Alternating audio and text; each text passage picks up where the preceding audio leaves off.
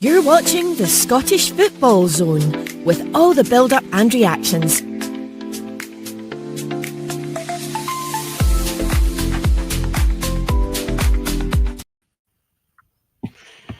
There we go. As you can see, we are a bit later tonight. That's because the game went all the way. The game went to extra time and penalty kicks. Right, let's get this out of the way. Celtic's out the Champions League. Kairat beat Celtic in penalties. And I don't know where to start with that one, actually.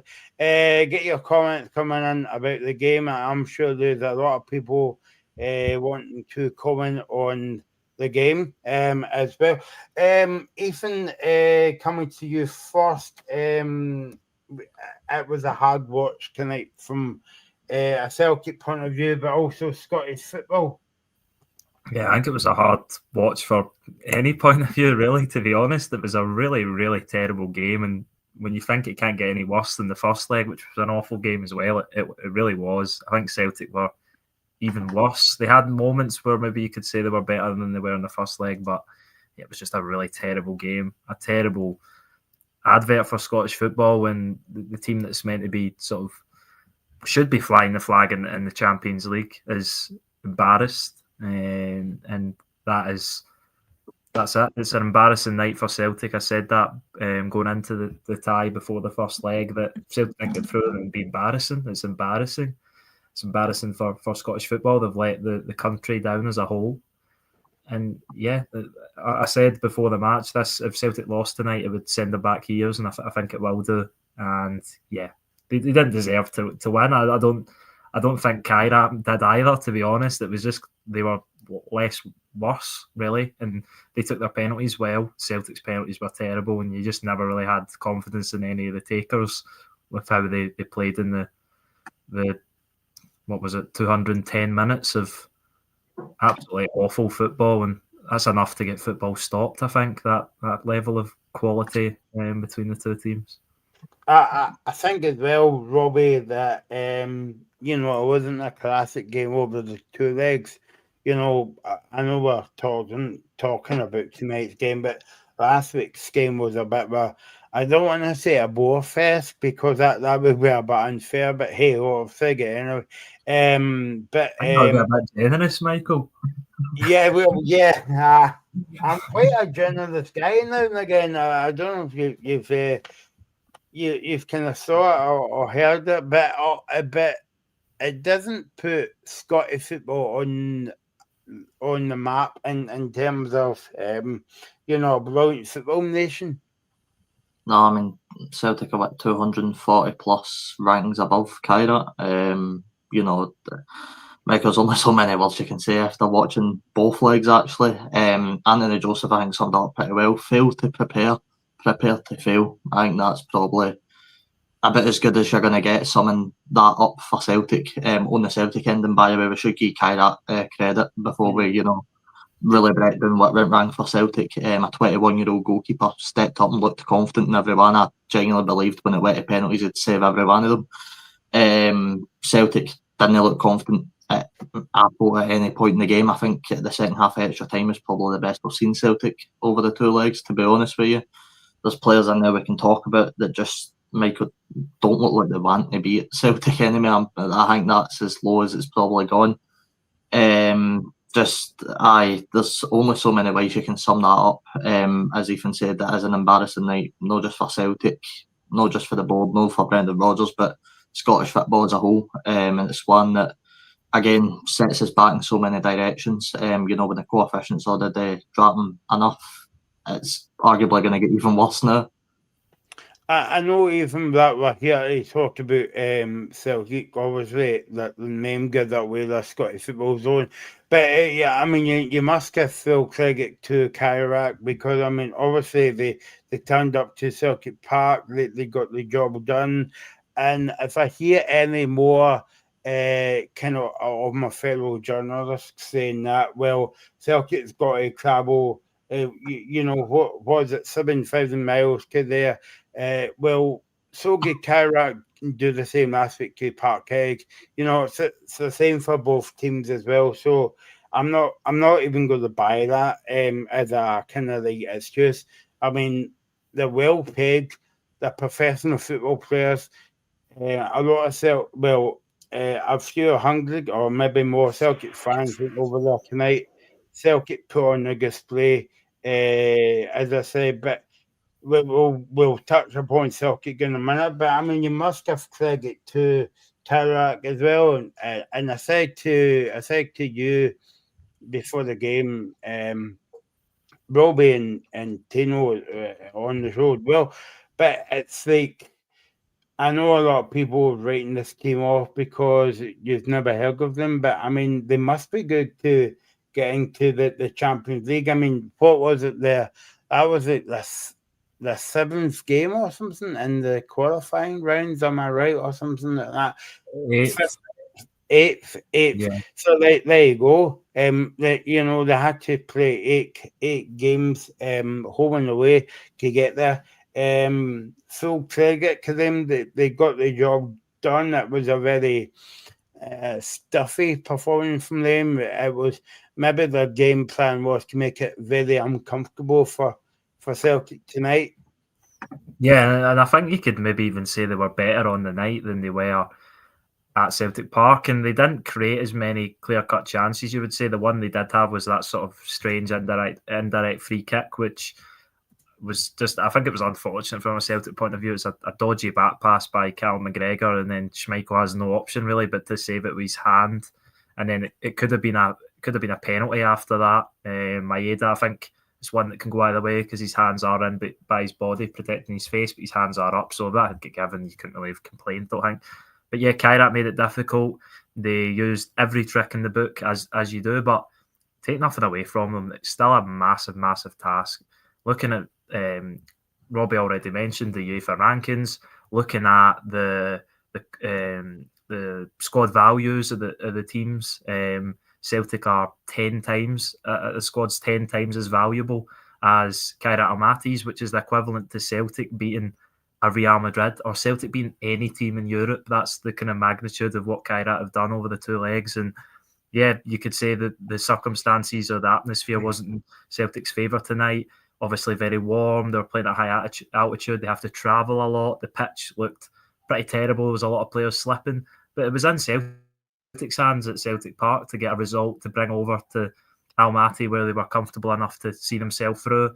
And if they had scored at Celtic Park and won that game on the night, they probably would be through tonight because I don't think Kairat, maybe they would have played differently, of course, and maybe pushed on a bit for a goal. But they never looked like they were really going to threaten the Celtic goal all that much. But Celtic never looked really like threatening Kairat's goal much, apart from the last few minutes of extra time, really.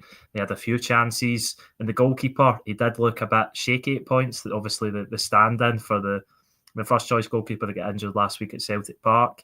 And I thought he looked a wee bit dodgy, but he obviously showed up big time in the penalties with some great saves. And yeah, I just don't think many people had confidence in any of the Celtic takers, and why would you with how they played? And credit to Kairat, a massive achievement for them.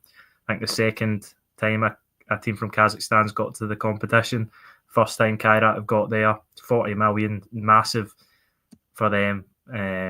Credit to them because they filled their stadium, and it was weird. I think it's because of the athletics track and the fans are so far away from the stadium, but it was quite quiet coming through the telly, and I think it is probably because how far away the pitch is from the stands, but you could see the reaction as soon as he saved the third penalty. Was it he saved when they won? It was the ball boys and everyone just so happy that they pulled off a miracle. And I think this does go down as one of the biggest Champions League upsets, certainly in recent memory. Maybe not as great as sort of Sheriff Tiraspol at the not at the Bernabeu, at the Real Madrid training ground. It was they won in the actual Champions League, but this is certainly up there, and an embarrassing night for Celtic and a real worrying one. And the fans will point the finger at the board, of course, as we mentioned, but obviously Brendan Rodgers and the squad as well, because they should have enough there to get the job done across 210 minutes, and they didn't. And when there's little quality in the game, then I think Kairat deserved to go through just off competing with a team like that for for so long. It's like we gave Celtic so much credit, and the last European match, remember, was against Bayern Munich when they went 180 minutes head to head, and we gave them so much credit for that, for falling just the wrong side of fine margins. And Kairat, you've got to give even more immense credit, because they've went 210 minutes and fell the right side of some fine margins. So a lot of credit to them, but really worrying for Celtic. Before we get into the game in detail, I know Robbie's got some quotes. I don't know if it's from Brendan Rodgers or Callum McGregor. I've got the game. No, it's for Rodgers. This is just initial thoughts. He says, I thought it was an overall poor game. The pitch made it awful. We were defensively okay, but couldn't quite make the breakthrough. We had good chances, especially in the second half and in extra time. We had opportunities to win it. When it goes to penalties, anything can happen. Overall, very, very disappointed. Yeah, I mean, I don't know, Ethan, your thoughts on that, but I mean, I think the first thing I would say is, yeah, the park was a bit of a state, but I mean, that's the same for both teams as well, and maybe the mess of the park was because of the heat and stuff like that, but that's more excuses. As well. I don't know what you make of these kind of quick quotes there by Rodgers, Ethan. Yeah, I think obviously, I think see more of the discourse when it comes out. There'll be a lot of questions thrown at Brendan Rodgers, and yeah, I think he's got to do better on the night, despite it's not his decision what players they bring in. There's still a squad more than good enough there to beat the Kazakhstan team in 2 legs. And yeah, you can blame the pitch and whatever else, but at the end of the day, Celtic had the chance to create their own difficult atmosphere at their own ground, didn't take advantage of it on the night last week, and they knew it was going to be difficult going here with their recent record, Scottish team's general record, and Kazakhstan, including the national team, still no wins there. So yeah, and the pitch, as you said, Michael, it affects both teams. The 1-on-1, the massive chance in the 90 minutes for Celtic, or the massive chance across the course of the game. Daisen Maeda 1-on-1 with the goalkeeper. The goalkeeper, as he's trying to come out, he actually slips. So, I mean, it shows that it's affected both teams. You can't really use it as an excuse. Of course, Celtic would like a crisp pitch to play their football, but they had that in the first leg. They didn't take advantage of it, and it was always going to be difficult. Kairat were always going to make it difficult, as they did in the first leg, and they completely deserved to go through, because although they didn't bring any quality to the game, neither did Celtic, and at the end of the day, Celtic didn't do enough, and still credit to Kairat. That's the thing. Before let Robbie in, you actually blow up a point. Now, see if Maeda scored that goal, right, and see if we were sitting here half an hour ago doing the show, do you think Rodgers would come out and say, "Oh, the park was a mess"? No, let's be honest, no Celtic fan or Rodgers would care if Celtic had won that game. That's what I think frustrates me as a neutral looking in. It's such a poor excuse. It is. You cannot blame the pitch for Celtic crashing out of the Champions League. You had one leg a week ago on a pristine pitch at Celtic Park. Kairat made it difficult for Celtic, got the 0-0 draw, and ultimately they get what they deserve. Ethan's right, it is one of the biggest shockers we probably ever will see in the Champions League. That game could probably be played 99 times and Celtic win it, 99 of them, but it's just one of the things where they don't. Tonight, everything now falls into what the board do, because moving forward, of course, Rodgers tonight will probably be asked about transfers again, as he should, and let's be honest, I don't know how he's going to answer that. It's an impossible question to answer. What are the board going to do now? The board are relying on that 40 million to come in, so they can start spending the money. It's not going to come in. They're going to be playing Thursday nights now. There's a lot of pressure now, and look, this is the thing, right? I always see this, back the board chants coming out for Celtic fans, and it happens at every game. Until Celtic fans either stop showing up at games, stop buying the merch, stop buying your season tickets, stop giving them money, nothing's going to change. It'll never change until you stop doing what you're doing, because until you stop turning up, they're just making money into their pocket. Yeah, that's it. And the thing with Celtic is you've got if you stand up and say, I'm not going to the game, I'm not buying the tickets, there's thousands of others that will come in and take the tickets, and that's just the way it is. Celtic, obviously, as at any club, it'd be the same. It's just the way it is, and the board of directors, they won't care too much about the fact that they've not went into the Champions League, based off what I've seen with the lack of ambition, I would say, from the board, but they will care about the fact that they've missed out on £40 million, because ultimately that is part of the dividends of the club directors, and they're not going to get that. And it's going to be a real struggle for Celtic to get players in now. They've already looked to be getting a left back and a winger in, but the quality they can get for the other players, the other winger, the other striker they need, possibly a right back, although I think we'll go on to Kobe Donovan, who looked really good when he came on. They can't get as much quality there, and it's real worrying time for Celtic. I said, and I think I mentioned it already on this show, that they've went years back tonight. It was their biggest game in years, and they've took a step back years in the development of the club as a whole, and it's a real worrying time for Celtic fans. Let's be honest, I don't think the board care about Rodgers either. I don't. If they had ambition that Rodgers was their guy to take forward, you'd back him a bit more. By now you would have. Rodgers has got a year left on his contract now. No doubt he'll be away at the end of the season. I think we can all agree that will probably happen. But this board just don't seem to have that ambition that other boards do. I know it's not exactly all going well at Rangers right now, but at least the board have spent a bit of money. At least they've showed a bit of ambition to try and push forward. Obviously, it's not working for other reasons. But at Celtic, I know you've brought in Niger and you look to bring in a left back or a winger, but it's not good enough to compete in the Champions League. Where if you said to Celtic fans the night of that Bayern Munich defeat, you'd go at the Champions League to Kairat, they would have laughed at you. They would have actually thought you were having a joke, because who could have ever predicted that happen just months after nearly knocking out the champions of Germany? Yeah, you can't argue that point, Ethan. I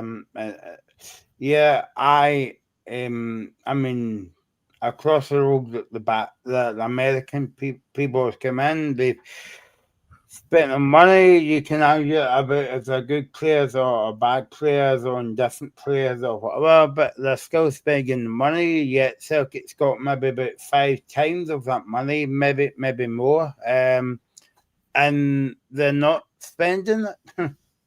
Yeah, then exactly. They got what they deserved tonight. Them especially, because ultimately it's not the players or the manager that lose money. And maybe there's bonuses for getting to the Champions League in their contract. I don't know, but ultimately it's the board of directors that are losing the shares. And the Champions League only becomes more unrealistic for Scottish clubs, as we mentioned on the pre-show. So you would think there would be that extra incentive to get there, while you only have to play the one qualifying round, because I don't think it's next season, but the season after it goes to 3 qualifying rounds. And if you can't beat the champions of Kazakhstan, no disrespect to Kairat Almaty, then you can't really be expecting to get out of that. They had the pick of the bunch for the games they could have had in this round.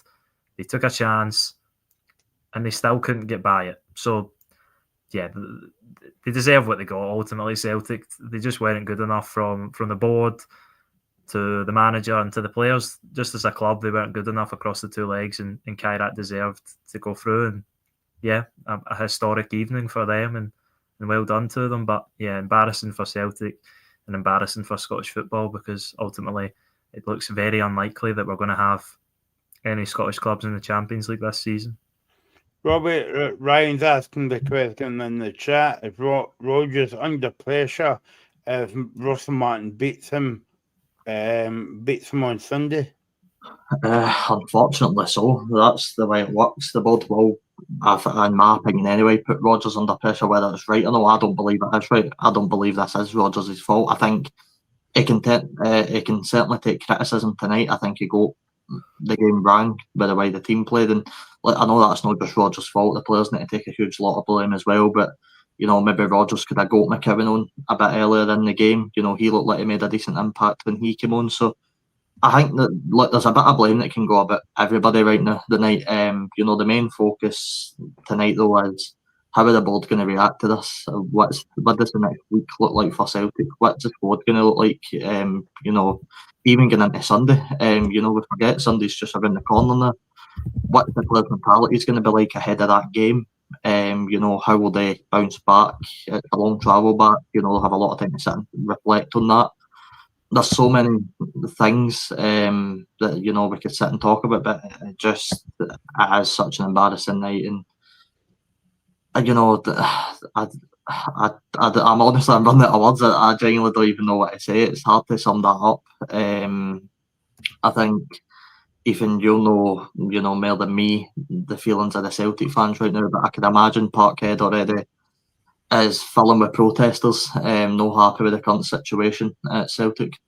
Yeah, I wouldn't be surprised if I see videos of fans outside the ground pretty soon, because it's just like, it is like, you look at it, I think everyone looks at it, Celtic fans, Rangers fans, any Scottish football fans, St Mirren fans, they look at it and see it as unacceptable.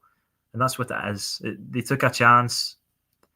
The chance was, their percentage of getting to the Champions League was aided by the fact they got the easiest draw on paper against Kairat Almaty. Again, no disrespect to them. And they blew it. And ultimately, everyone's got to take blame, as I said. But I think, even though Brendan Rodgers, I've seen already a lot of Celtic fans getting on his back and saying that he's not the right man for the job and stuff like that, which I think is pretty reactionary. I think if he had to level the blame and order, I think it would be board at the top, then players, then manager. Because we've seen Brendan Rodgers put the same team out for the league games and the League Cup game, and the team have had no problems. And okay, this is Champions League, it's a different level. But the team, this Kairat Almaty team, they're not too far away from Aberdeen, say, for example, you wouldn't imagine. They beat Aberdeen pretty easily at Badodry. And there is no excuse to why they couldn't beat Kairat Almaty over 2 legs. They had 2 chances. It wasn't as if it was a one-off tie that they just played wad on one night. It was 2 nights they played terribly. And yeah, there's not really much more you can say, but I expect massive pressure on the board now. And if there was half the stadium or a third of the stadium at Celtic Park singing sack the board, then I think the percentage will definitely grow after tonight's result. Robbie, I believe you've got some more quotes. More quotes for Brendan Rodgers. I think he was sitting in the presser room. He says it was a poor game. It's just a shame because last year we made some great strides. We had a hint of what we could do, and this was a great opportunity for us to show what we could do, and we won't be there. Talking about the Champions League, obviously. Plenty of endeavours, plenty of honesty, but the Champions League is more than that. It's hugely disappointing, and I really feel for the supporters who have travelled all the way to be here. The effort and commitment they've shown to be here, we're bitterly disappointed for them as well as ourselves. The Champions League is a wonderful competition, but as we always do, we will have to stick together as a squad. It's a tough one to take, but we will try and bounce back, and we also didn't do enough over the 2 legs.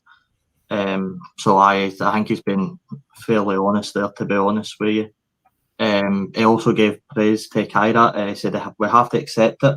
Congratulations to Kairat. It's a fantastic result for them, but we missed a huge opportunity. I just want to show appreciation to the fans. You can't underestimate the travel, finance, the love of the club to be here. We wanted to go through on the pitch to say thank you, but it was always still in the balance. It's a huge disappointment. Yeah, and I think anybody would feel sorry for those fans that have made that trip, and we're all sitting here pretty annoyed, even as a neutral, that you had to watch that game because it was so lacking in quality and just a terrible game of football. They made that trip all the way there to watch a terrible 120 minutes of football, and then see their team losing penalties with a whimper is, yeah, really, you've got to feel for those supporters. It's currently 7 minutes past 1 in the morning over in Almaty as well.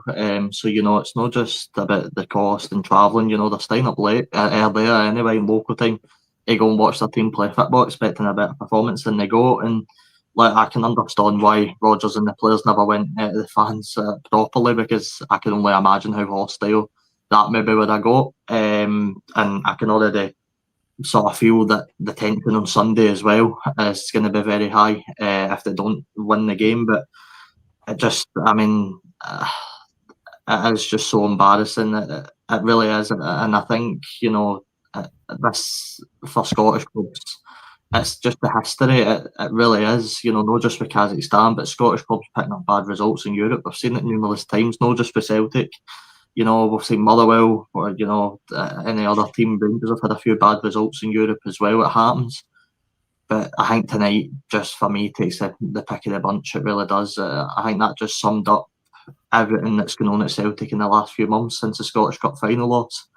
I think that's just encapsulated everything that's gone wrong with not just Celtic but with Rangers right now as well.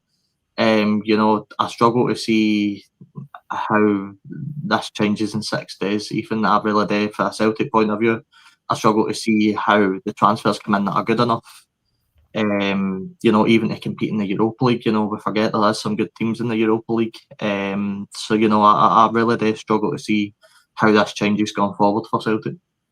Yeah, and I don't have any hope for Celtic in the Europa League either, to be honest. They are just not a very good team at the moment. And when you lose your best striker and probably one of the best Celtic strikers in recent history and don't replace him, you lose a winger who had a great season and don't replace him, then that's only the start of the problems at Celtic. They just haven't strengthened. They haven't even made up for what they've sold, and it is just, it's unbelievable to look at and think what is going on at the club. And yeah, I think a lot of people are sort of getting on Brendan Rodgers back, as I said, and I think it is strange. I think he has been hung out to dry, as I've said multiple times, and people talk about, oh well, he spent £25 million last summer. I can put money on, and then don't gamble responsibly, that the only reason Celtic spent £25 million was because of a lack of planning and leaving it to the last minute, where the scouts have identified players, but because of Celtic's need to bring in the players and the sort of time it gives the other clubs to replace the players that they're selling to Celtic, the prices are up, Celtic spend more. That's not directly linked to Brendan Rodgers. And why shouldn't Celtic go out and spend 25 million? I don't. It's not as if to Celtic and to everyone else in Scotland that's a lot of money.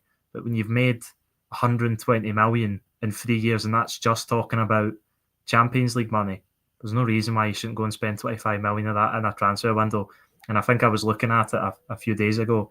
Celtic have brought in nearly 250 million euros over the last 4 seasons from Champions League funds and player sales.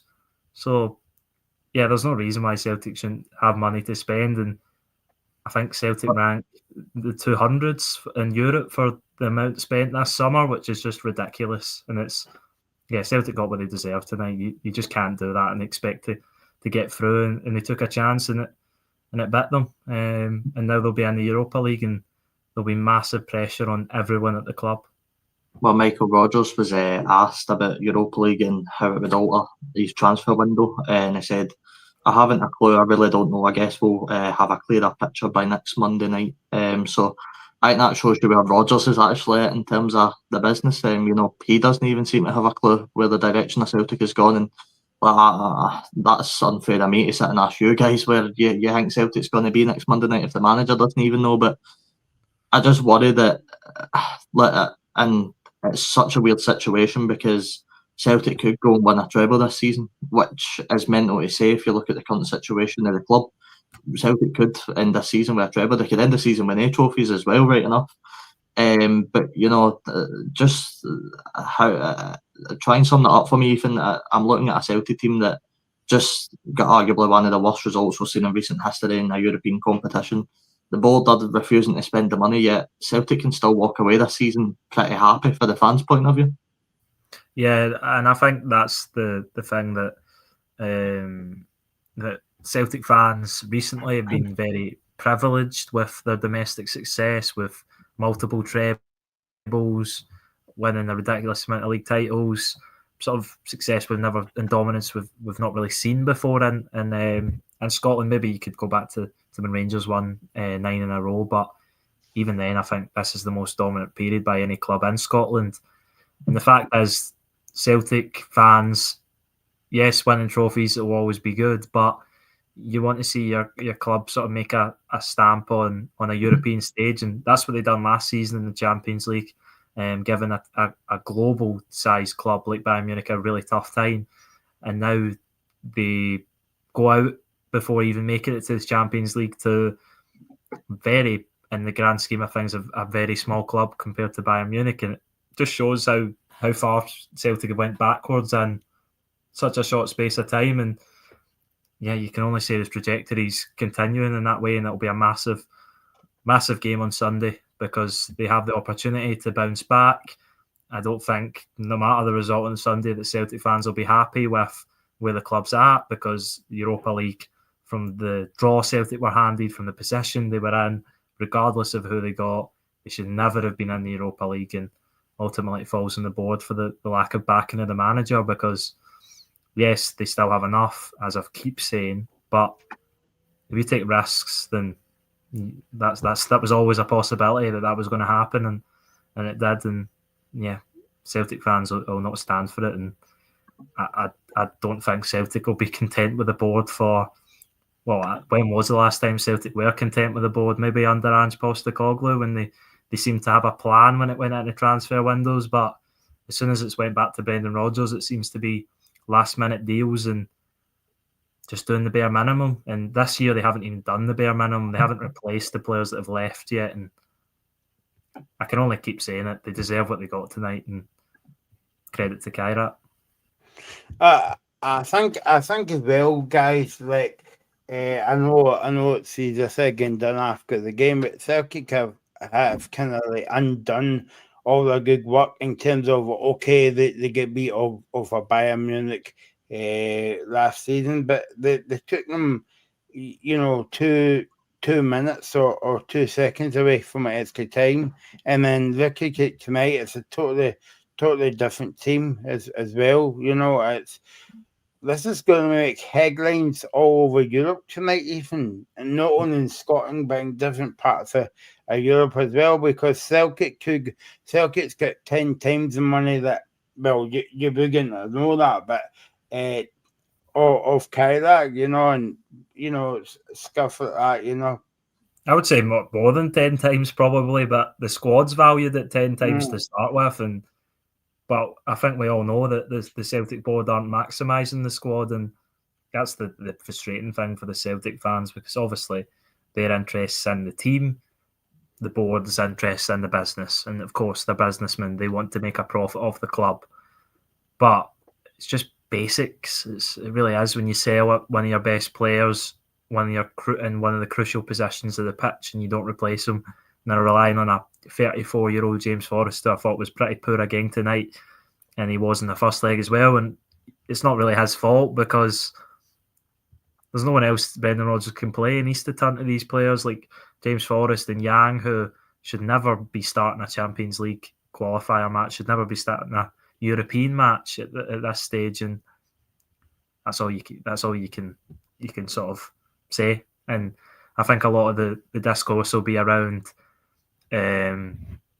Celtic starting a back four with Liam Scales and Anthony Ralston in it, and yada yada. But I thought Liam Scales was one of the best performers tonight, and Anthony Ralston didn't have his best game, and I thought Kobe Donovan was good when he came off the bench. And it'll be interesting to see if Kobe, I don't think he will start on Sunday, but I thought he was so good that he could maybe sort of squeeze into that start 11 on Sunday. I think Arnie Engels, I know you guys maybe had different opinions on him, but I think apart from his terrible corners, I thought his overall play was decent, and maybe he gets a place in the starting 11, because surely Brendan Rodgers has got to shuffle the pack after such a disappointing result. And yeah, I think surely the game on Sunday can't be any worse than these two games, but with the quality of the two big clubs in Scotland at the moment, you never know.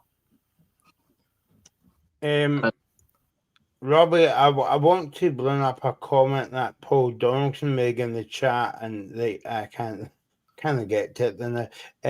But basically, he was saying that Celtic are only happy if they. Let me get this comment up now. The only thing that they care about is the domestic, and the treble and all that. And to be fair, Paul's got a point Paul's got a point, because Celtic's not really bought anybody in the window. But like, for a big club like Celtic, that's not good enough. No, but I've said to you before, until Celtic are put under any sort of pressure for any other club in the league, they're not going to reinvest. It is just that simple. Celtic have never been the team that will just reinvest to try and push up. And I think that's what frustrates fans. They don't reinvest. And even I'd love to get your thoughts. And in my opinion, when you look at the two managers, and this is where I maybe will give Rodgers. I mean, I don't know how it works. I don't know the first thing. This is just my opinion. Though, looking at both of them from the outside, you look at the way Ange Postecoglou was when he was in charge of Celtic. It was very much the type that he would go. It seems like he would go to the board and demand what he wants. He would go to them and say, "Look, this is what I want. This is the way I want to play. These are the type of players I want to get. You go out and get them." Rodgers, in my opinion, doesn't seem like the type of manager that's going to do that. And I don't know if that is how it works. Maybe Rodgers does go to the board and demand it, and I'm maybe a wee bit more lenient. And a lot of people have said that. But to me, that's the way it seems. It just doesn't seem like there is that demanding feature for Rodgers. Yeah, you're possibly right. We don't know. We can only speculate about this kind of stuff. But the really interesting thing is that Brendan Rodgers comes back, and you heard the stories about him leaving because the club lacked ambition and stuff like that. A lot of fans didn't want to hear that. I think a lot of them are coming around to the fact that maybe was the truth. And he comes back, and last season Celtic spend, I don't know the exact amount Celtic spent in the summer of last year, but of course they spent £25 million on those three players, which a lot of people like to mention. And you think maybe that's Celtic turning a corner in terms of spending money of a club that should be in the Champions League every season. And then this season they've spent, I don't think, maybe £3 million. It's just crazy to think that when you've made 43 million, I've seen someone's just put in the comments from the Champions League last season, couple that with over £15 million you make from Nicholas Kuhn, and you don't want to reinvest even 10% of that into the squad. It's mind-boggling. It really is. You just wonder what's going on. And yeah, I think another thing that a lot of Celtic fans believe in is that Don Mackay, who came into the club around the same time as Ange Postecoglou and was very open with the fans. He was dismissed. He left the club. Don't really know what happened there. Some Celtic fans are speculating he was too ambitious for the board of directors as to why he's no longer at the club. And yeah, it's strange. It's a weirdly run football club, I've got to say. And they're just lucky, as you said, that Rangers at the moment and over the last few years haven't been able to do pretty much anything on a domestic stage. The other Paul made, so I was just going to say about a comment that the other Paul made, no Paul Donaldson, about the younger players in Scotland. And Michael, I don't know if that's your burner account, because I know you love talking about the Scotland. You must have been psychic, Robbie, because I was going to come in with that comment as well. So it's 1-0 to Robbie in that one. Yeah. It's interesting to me though, because Ethan mentioned the player Donovan, and I don't really know too much about the guy. But when he's coming onto the park and he's looking Celtic's best player, maybe it does give you a wee thought that then you look at Dane Murray. He obviously came on. He's come on the last couple of games. He's looked good. I know Luke McCowan's now 27, but he's another one that's come up through the Scottish system. So you're looking at all these players that maybe are the sort of youth team. You're going, well, they're the ones that are putting them in the graft. McCowan came on, and he was only on the park for about 2 minutes, and I think he got stuck into about 3 or 4 tackles. So I'm not saying that is the way to fix everything. I don't think Celtic are going to be going out and fielding a whole starting 11 of youth players anytime soon. But getting them in that squad is important, Michael, and you make the point all the time. It is important to get these youth players involved and get them game time, and did they show a bit more fight? Did they show a bit more energy? Let's be honest, you could probably name about 5 or 6 players in that Celtic lineup tonight that just showed no desire. They just looked so flat during the game. So it is important to get their players in. Yeah, no, definitely. I mean, you might be sick of me saying this guy's on the show, but I mean, if you throw your thing to the team, they've got no kind of like fear in terms of, well, I might make a good impression because I've only got that one chance. Whereas if you stick with, like Scales or Cat Vickers or whoever in the Rangers team or whatever, then then they'll say, well, okay, I've had one bad game, but I've got the next game to make up for it. Whereas the youth players even kind of looks at the game a wee bit differently because it's like, well, if I don't make a good impression here, I might not get in a first game or else I might be sold in the next window. Yeah, and that's exactly it. And that's the thing you've seen with Kobe Donovan when he came on. Anthony Ralston was obviously struggling. He comes on for the final few minutes in extra time, I believe, and he done himself really proud. Obviously, only one appearance for Celtic previously was at the weekend, coming on against Livingston, and he was really positive with his play. There was one point when I was sort of saying, I'll pass it back into McGregor, but no, he went for the forward pass and picked out a really nice ball sort of into the box into Benjamin Negrin. And it was just that sort of positive play that he played with, the confidence, and what age is he? Were really good for it when he came on. What age is he, if you don't mind me asking? I think he's 18, I want to say. Yeah, 18.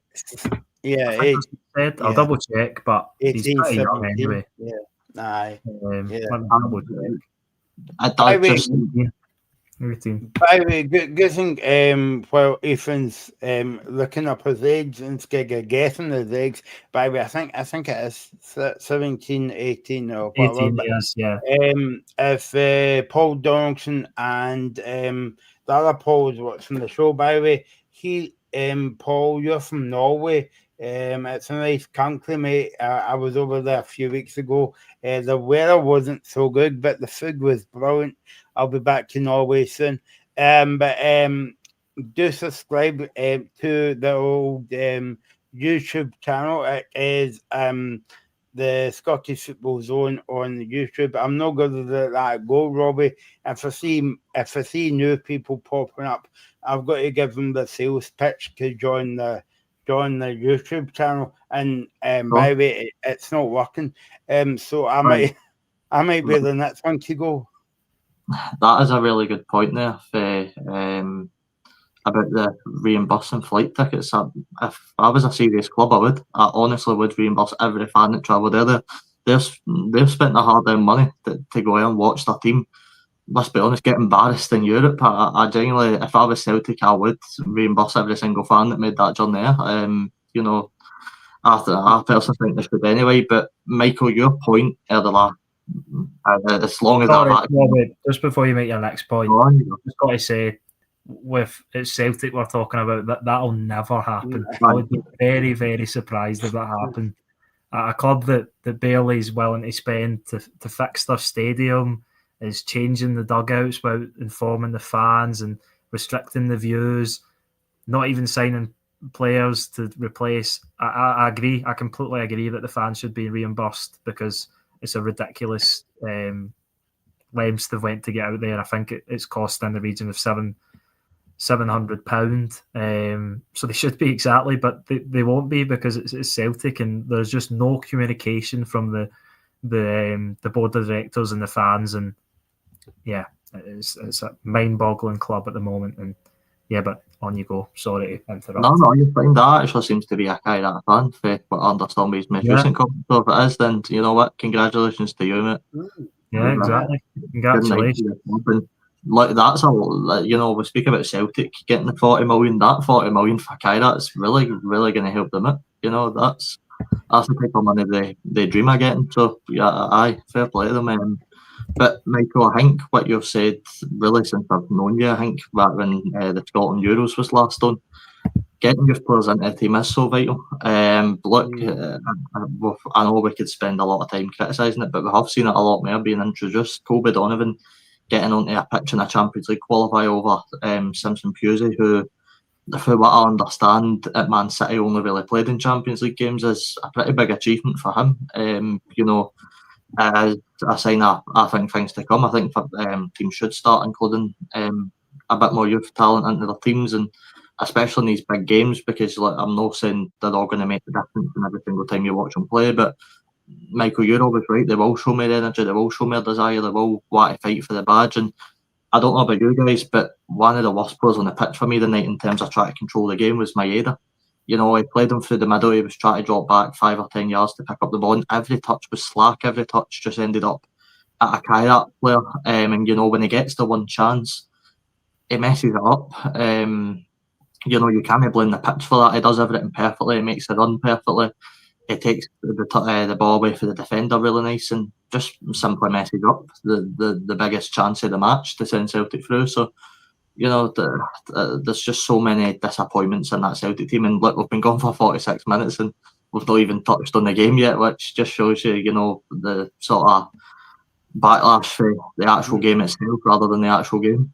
Well, I mean, I was going to touch on the game, but obviously there's not a lot to report from a Scottish point of view.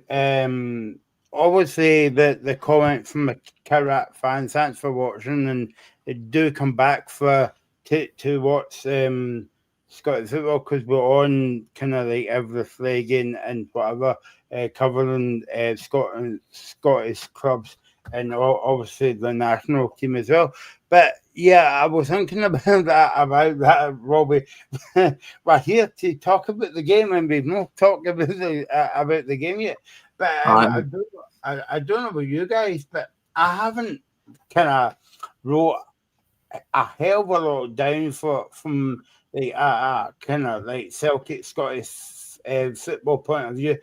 I think a lot of chances went to Kairat tonight. I think the best chance was Maeda at the end of the game, and that was the difference between having 40 million and not having 40 million in the bank. But apart from that, I didn't write anything home, and I don't know about you guys. I said to you and Ethan before we came on air, the best man for Celtic tonight was Nygren, and I thought he got a pass mark from me. I know Ethan is in the camp of Ingles, and me and Ethan had a bit of banter before we came on air, and I enjoyed it as well. But I mean, I've got nothing really to add in to that, guys.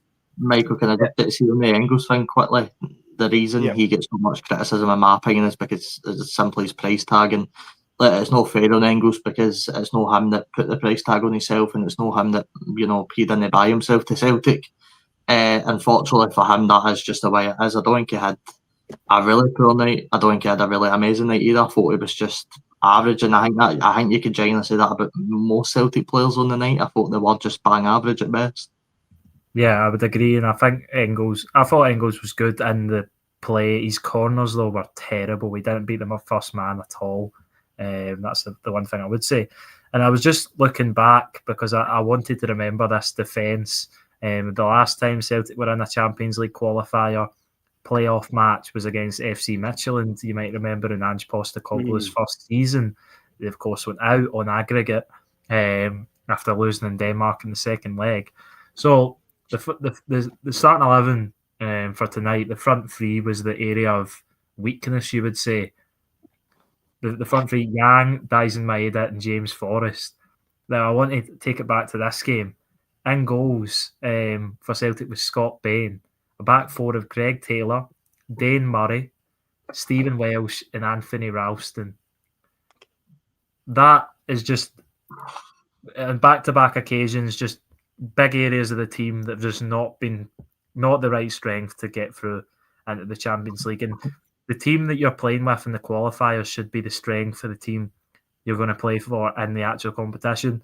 Celtic have risked the the quality of the squad in order to try and bypass this round, and they've got what they deserve, really. And I'm going to look at the starting 11 and look at the subs tonight and sort of rate every player's performance, because I think it's interesting to see how many actually get pass marks. Have you got the rest of the team for that Midtjylland game there? Yes, I do. This is the second leg. They had Cal McGregor, Ismail Assoro, you might remember, David Turnbull, and then the front three is actually okay. Ryan Christie, Odsonne Edouard, and Liel Abada. Yeah, I mean, you even look at that back line, but I mean, how many names are still in there now? It just shows you, and they've gone through 2 managers now. As astonishing. Look, Dave Murray is one that it's actually interesting. I didn't actually know he would have been sort of in the first team in around that point under Ange, but he sort of stuck around. And let's be honest, if we're being fair, somebody like Murray or Donovan, they really do deserve their chance. And I'm not saying it's going to be on Sunday, and I don't personally think that's what Rodgers will go for, but they do deserve a chance at some point to be in that start 11, because they've been around, especially Dan Murray. I mean, that's what I knew a couple of years ago. So, players like that, I feel like Rodgers should give them an opportunity. And I think somebody made a comment there about Rodgers leaving at the end of the season. It does seem that way. I can't see Rodgers being the Celtic manager after this season. And I'd be intrigued even your thoughts on who's. Well, it's far too early to ask you directly who's next, but I'm looking at a guy like Knutson, who's always been linked with Celtic, and I'm going with a Joe Beeston right now at Bodo Glimt. I do believe they're one each in their Champions League qualifier right now. Would they want to leave? Would they want to come to Celtic? It's far too early to speculate that sort of stuff, but I'm just thinking, who's going to have the same reputation as Rodgers? Who's guaranteed to have success? And, at least with Rodgers, we know Celtic are pretty much guaranteed to at least win a trophy a season. Any other manager that comes in now after this season, we're not going to have a clue really how they're going to get on. Yeah, exactly that. And Brendan Rodgers, if you back him like they did last year, and people can debate how well the signing's done, but a double and getting to the knockout rounds of the Champions League, I would consider a successful season. Of course, they lost in the Scottish Cup final and played terribly, but you can't win every trophy. And on the whole, it was a successful season. This season is panning out to be anything but. They're already out the Champions League before even getting into it, which is obviously very disappointing.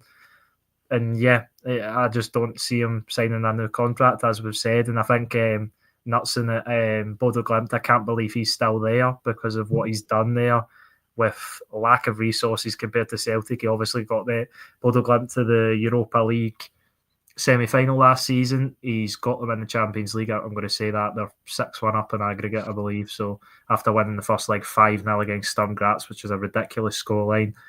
But he will be getting backed a lot there in terms of what Bodo Glimt have to work with financially. If he can't see the same at Celtic, then there'll definitely be other suitors in for him because he's a great manager. And I think it would be a brilliant appointment for Celtic. But I just don't think Celtic can attract him, to be quite honest, with the way the club's been run at the moment. I'm just going to go through the players tonight, just because there isn't really much moments in the game to talk about, is there? So I'll just talk about the players in general. Schmeichel didn't really do much. Didn't get near any of the penalties, although the one that hit the bar. Kieran Tierney didn't have his best game. Just kind of all right. Liam Scales, I thought, was one of the better players. Didn't really give the ball away a lot. Looked quite solid. Carter Vickers, I thought, was quite shaky. He gave the ball away one of the times. He done that in the first leg as well, which nearly led to that Ed Milson goal from the halfway line. Ralston was okay. His crossing was pretty poor. Rio Hatate was good in points. Callum McGregor, I thought, was terrible, and a lot of Celtic fans in the first leg were really critical of Callum McGregor. Some of the most criticism I think I've ever seen aimed at the Celtic captain, maybe off the back of the sort of disappointment of the penalty miss in the cup final, but I think he was really poor on that night, and I think he was really poor again tonight. And yeah, the missing, he obviously scored these penalty, but I think if he had missed, it would have really summed it up. And he's Celtic's best player and most consistent player, I would say. So if he's not turning up, then it kind of says a lot. Nygren definitely was in the game at points, as Michael said, and he was okay. James Forrest and Yang just not good enough at this level, and shouldn't be starting for Celtic at this point. But they obviously have to. Daisen Maeda, yeah. Obviously the big moments that chance. Hello, sorry, Ethan, sorry, cut across you there, but I think you would get. I think Forrest gets more credit in the bank than Young you would say, and that's kind of like in the Premiership as well. Yeah, obviously James Forrest has been a brilliant servant to Celtic, a club legend, most decorated Celtic player, and an illustrious list of Celtic players to score 100 times and assist 100 times. He is a club legend, and ultimately it's not his fault that he's having to be fielded, because Celtic just, if you look at it tonight, they don't have any wingers on the bench, and when Yang and Forrest are the ones on the pitch, it's just not good enough. It's nowhere near good enough for quality in the Scottish Premiership, for numbers in the Scottish Premiership, never mind a difficult trip to Kazakhstan in the Champions League qualifying. And then, yeah, I was just saying, Maeda, he's got to score that one-on-one, but as Robbie mentioned, that's now 4 big one-on-ones. I think I might have mentioned it. I don't know if I mentioned it before the show started or on the show, but obviously missed the big chance in the first leg, missed in the cup final against Aberdeen, and missed at Ibrox. So 4 big chances in a row that he's missed, and he started the season pretty poorly, but I think if he was surrounded by better players in the attacking areas, no disrespect to James Forrest and Yang, then maybe he would do better. And for the subs, Dane Murray done his part. As we said, Colby Donovan I thought was pretty impressive. Luke McCowan brought a bit of energy, as Robbie said. Adam Ida tried his best, it just wouldn't fall for him again. And yeah, Arnie Engels I thought was okay, but just not good enough. And yeah, and it just, Celtic just didn't have a good enough squad and didn't play well enough. And the board, the manager and the players need to take responsibility, and they deserve Europa League, because it's on a club level, and a performance as a club hasn't been good enough in the summer, and it hasn't been good enough across these 2 legs. And I keep saying it, but congratulations, and all the credit needs to go to Kairat for a historic result, an embarrassing one for Scottish football. At least you're getting to listen to the Europa League theme song every Thursday now. Yeah. Maybe I know that we were talking about the board as well, and well, to be honest, we've been talking about the board since the beginning of the new season. But I think, like, I don't want to say if you cut the board a bit of slack, I think you would have to blame the team tonight as well, because no disrespect, and if the guy is watching for Kairat, well done, and go and celebrate and enjoy the Champions League, because you deserve to be there. But I mean, that team Celtic hag out tonight, I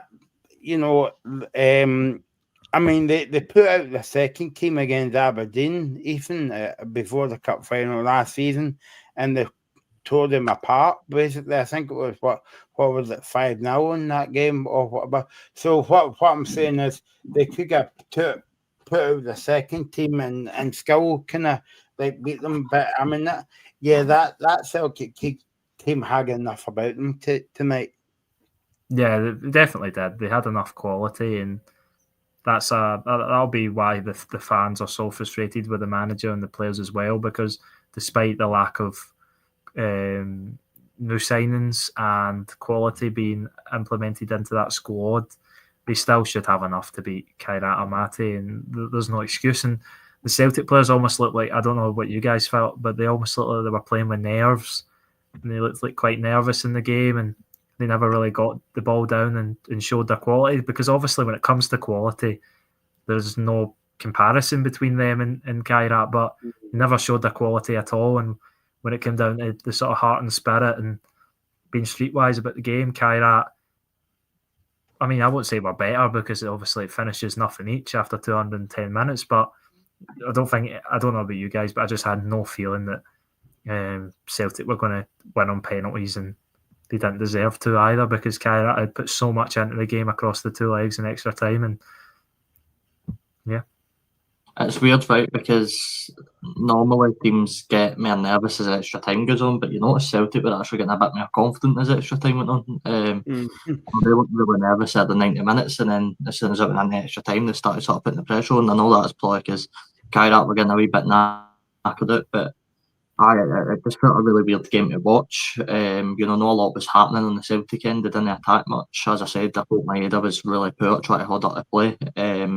That maybe felt like a game where you maybe needed either to be in there and be the hold up striker. And look, I personally think either would have scored that 1-on-1. That's just my opinion. I think any of the other strikers probably would have buried it, to be honest with you. If you put Johnny Kenny in that position, I'm pretty sure he would score it as well.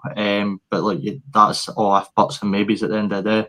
Maeda missed another big chance, and it would leave you questioning who starts for the middle on Sunday now, because if Celtic get a chance at Ibrox to win the game late on or go 1-0 up during the game, and Maeda's in that, are you really going to trust him to score? I wouldn't trust him in front of net right now, so it's going to be interesting to see who gets selected on Sunday. I think sorry, no, I was just going to say, I think that's the game you wanted Giakoumakis still to wear a Celtic jersey.